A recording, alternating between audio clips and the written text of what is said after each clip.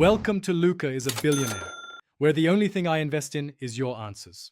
You start by putting on eye protection and cut-resistant gloves, safety first.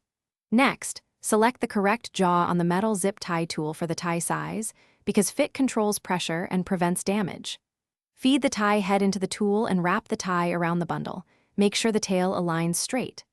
Once positioned, pull the tool handles gently until the tie snugly seats in the head. You will feel resistance when it's seated properly. Now tension the tie. Set the tool's tension dial to the required level and test on a scrap tie to confirm. Once done, apply steady, even pressure on the handles, not a sudden jerk, because controlled motion yields consistent clamps.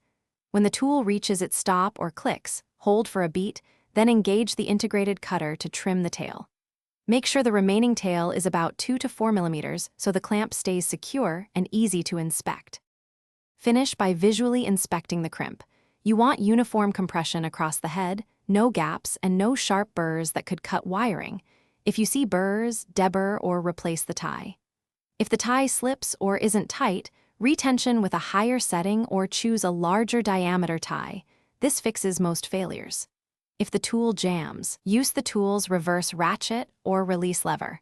And make sure to clean and lightly lubricate moving parts before the next use to prevent repeats. Thanks for watching and please subscribe. It's the best investment you'll ever make.